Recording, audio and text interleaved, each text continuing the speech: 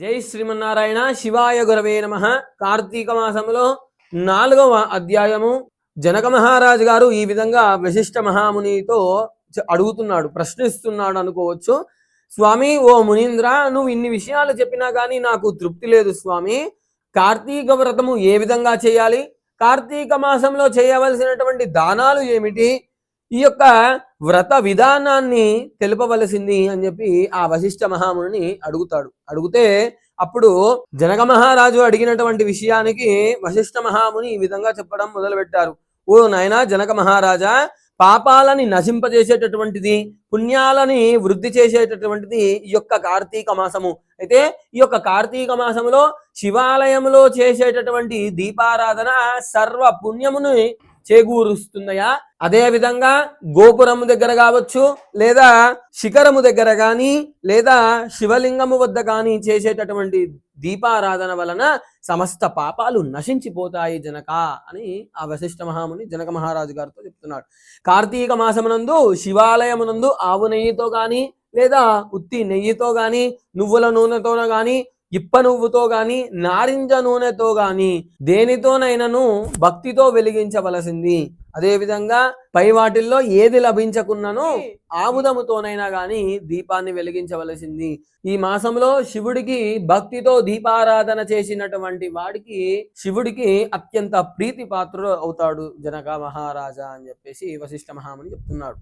ఇందులో శత్రుజిత్తు అనేటటువంటి కథని వివరిస్తున్నాడు. పూర్వము పాంచాల దేశాన్ని పరిపాలిస్తున్న రాజు సంతానం కోసము గోదావరి తీరమున తపస్సు చేస్తున్నాడు. గోదావరి స్నానానికి వచ్చిన పిప్పల మహాముని రాజుని చూసి, ఓ రాజా, నీవు తపస్సు చేయుటకు కారణమేమి అని ప్రశ్నిస్తే అందుకు ఆ రాజుగారు ఈ విధంగా జవాబిస్తున్నాడు. నాకు సంతానం లేని కారణంగా మంచి సంతానం కోసము తపస్సు చేస్తున్నాను మునీశ్వర అని చెప్తే అప్పుడు పిప్పల మహాముని చెప్తున్నాడు, రాజా, బ్రాహ్మణులను పరమేశ్వరుణ్ణి సంతోషపెట్టిన దాని మహిమ వల్ల నీకు పుత్ర సంతానం కలుగుతుంది అని అన్నాడు. అప్పుడు ముని మాటలను విన్న మహారాజు గారు పట్టరాని సంతోషంతో నమస్కరించి తన మందిరానికి వెళ్ళి స్నానము చేసి శివాలయములో శివునికి ప్రీతి కోసము దీపములను దానము చేశాడు.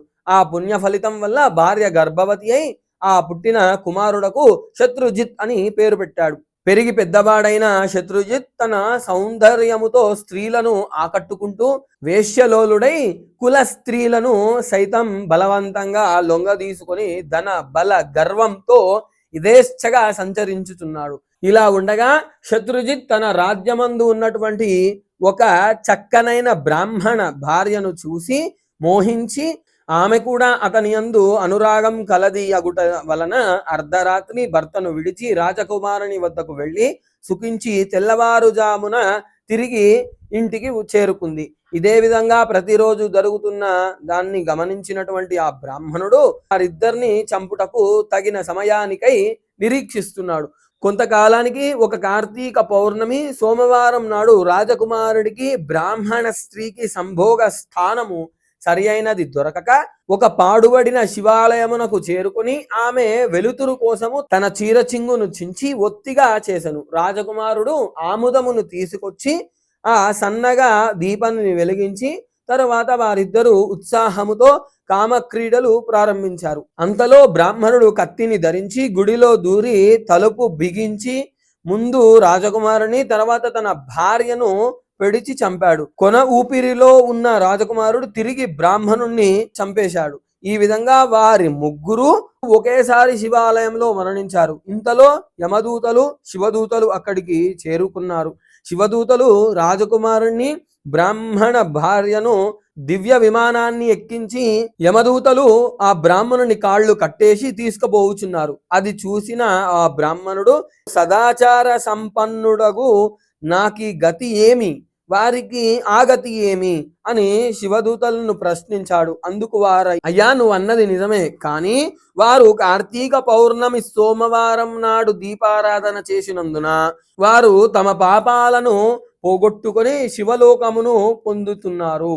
నీవు బ్రాహ్మణుడవై ఉండి కూడా కార్తీక దీపమును వెలిగించనందున ఎంత చేసినను వారు చేసిన పుణ్యముతో సరితూగలేదు అన్నారు. అప్పుడు రాజకుమారుడు తన చేసినటువంటి దీపారాధన ఫలములో కొంత బ్రాహ్మణుడికి దానమీయగా ముగ్గురు ఒకేసారి కైలాసమునకు వెళ్ళారు. కనుక ఓ రాజా, ఓ జనక మహారాజా, కార్తీక మాసమున శివాలయమున గాని విష్ణు ఆలయమున గాని దీపాలని వెలిగించిన వాడికి శివలోకము లేదా విష్ణులోకము తథ్యము.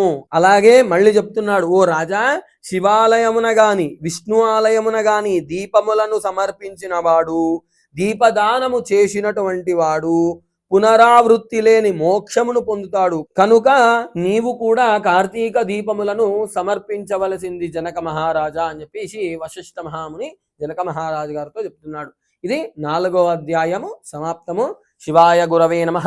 ఈ యొక్క వీడియోని పూర్తిగా చూసినందుకు ఆ పరమేశ్వరుడి యొక్క అనుగ్రహం మీ అందరి మీద ఉండాలని కోరుకుంటున్నాను. అదేవిధంగా కార్తీక మాసంలో ఈ యొక్క మొదటి అధ్యాయం నుండి కూడా చెప్తున్నటువంటి వీడియోలు తప్పనిసరిగా చూడండి. ఈ యొక్క కార్తీక మాసంలో కార్తీక పురాణాన్ని వినడము అత్యంత శ్రేయస్కరము. ఆ శివకేశవుల యొక్క అనుగ్రహం పరిపూర్ణంగా ఉంటుంది. శివాయ గురవే నమః. జై శ్రీమన్నారాయణ.